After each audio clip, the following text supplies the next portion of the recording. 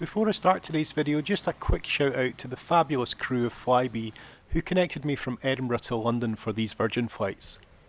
Sadly, the airline folded just hours after I'd returned back to Edinburgh.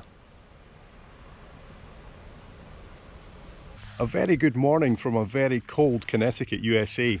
To get here, I flew yesterday afternoon from London to New York in Virgin Atlantic's all-new Upper Class. It was the first time I've ever flown any kind of business class, and the question is, was it worth it? So join me on this remarkable journey and be sure to hang around until the end to see what I thought of business class and whether it's something I'd ever do again. I was going to include the Virgin Clubhouse at Heathrow Terminal 3 in this video, but it was so ridiculously good that I'm going to do a separate review.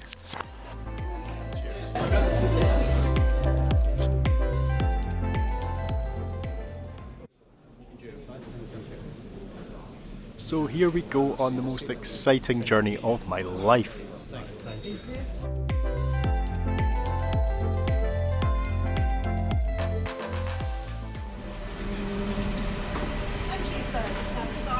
Hello. Thank you. Thanks very much. Thank you. Oh, it's there, yeah. Yeah, opposite side there. Thanks. Turning left upon boarding the aircraft and then that short walk to my seat, it was just such a surreal moment. I'll never forget that feeling.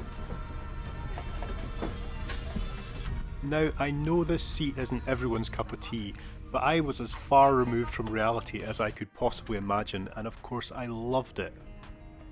And correct me if I'm wrong here, but Virgin seemed to have fixed the table issue. I had no problem with it being too close to me at all. Welcome to the crew on this Virgin Atlantic flight VS45 to JFK. Sure, there's no doubt that storage is an issue in this suite, but I found plenty of places to stash my kit. The only thing I don't really understand is why Virgin didn't put a little sliding door on the shelves at the side of the seat. I tell you what though, Virgin are the absolute masters in creating a beautiful cabin environment.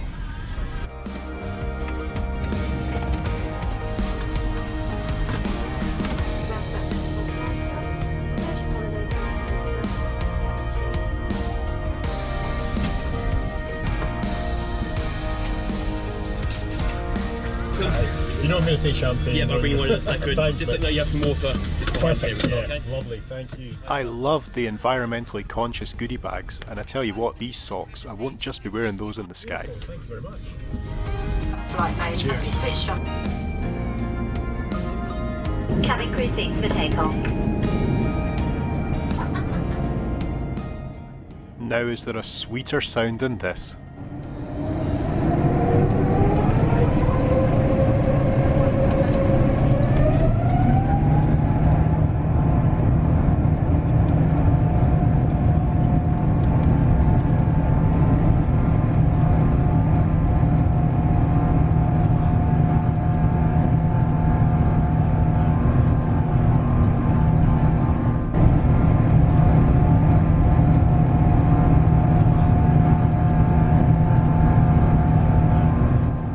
Unfortunately, this was about it as far as tail cam was concerned.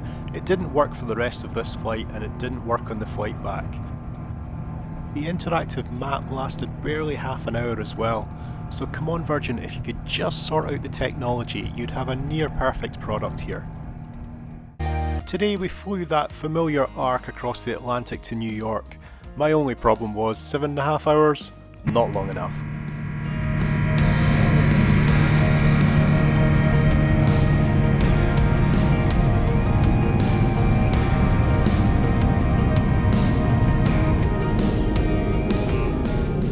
Despite the limited in-flight entertainment, oh boy, that screen is beautiful.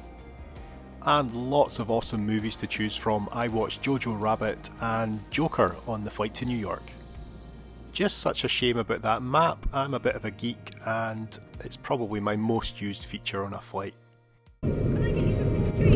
Yeah, can I just have a ginger ale, please? Ginger ale. Any ice for you? Yes, please. Yeah. Do you need me to show how the seat works or anything plugs in? Maybe later. Yeah. If you need me, just let me know. Just give me a grab. Thank you. It wasn't long into the flight when meal service started. We were well into it by the time we were over Ireland. And I'm not being over the top here, seriously, this was some of the best food I've ever tasted, in the sky or on the ground. This was a menu of great quality comfort food, and I tell you what, I love a proper mug of tea.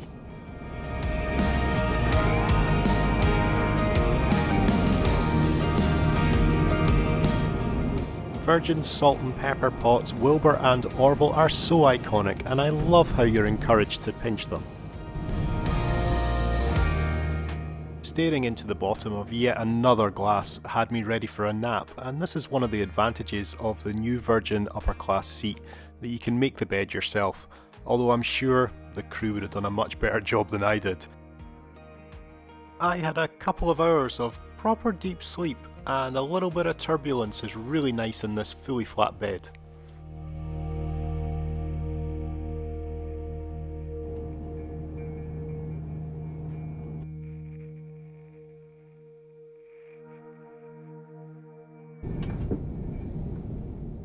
I was woken up with a lovely cucumber and mint juice, and then, you've guessed it, it was time to eat again with some afternoon tea.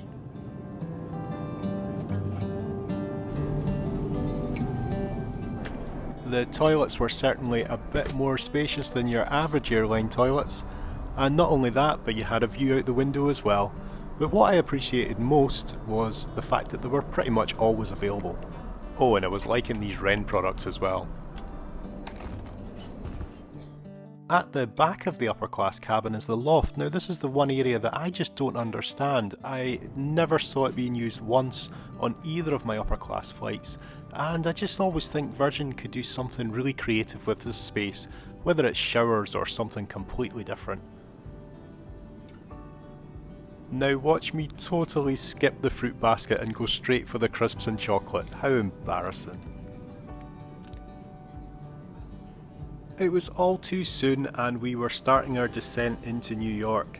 Now this is a time to reflect on what my favourite things on this flight were, and it sounds weird to say it, but for me it was that feeling that I wasn't even on board a plane. It was so smooth and quiet. I'm not sure if this is the technology of the new aircraft or whether it's just that I was sitting so far forward. And not only that, but sitting in my seat I was barely aware that there was anyone else in the cabin at all. I'm so used to the seat in front of me reclining right into my knees, I could certainly get used to upper class. This is definitely the best journey I've ever taken in my life, and it's an experience I'll never forget. Thanks so much, Virgin Atlantic.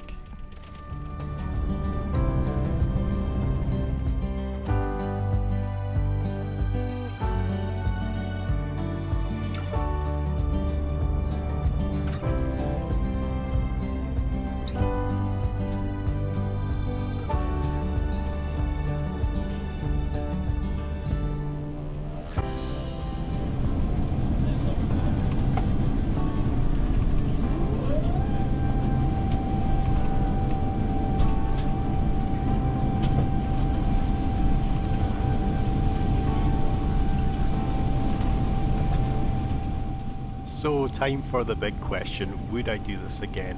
Of course I would. However, it's never that simple, and it always comes down to affordability. The only reason I was able to do this flight in the first place was that I got a remarkable fare of £1,300 return. That was for London to New York, both ways in upper class, including connecting flights from Edinburgh. Now that's still a lot of money for a guy like me, but the reason I consider it genuine value is the added value that you get. Upper class flights, you've got amazing experiences at the airports, including the legendary clubhouse at Heathrow Terminal 3. You've even got Revival's Lounge when you return. And possibly most importantly are the miles you'll earn for doing this kind of flight. Not only did I get 200% of my miles for flying upper class, but I was also able to boost these miles for not very much money. So I've ended up with over 50,000 Flying Club miles, and the Virgin scheme gives you 3 years to redeem these miles. So hopefully I'll be able to experience Virgin upper class again sometime in the future. But more importantly, I hope you've enjoyed today's video.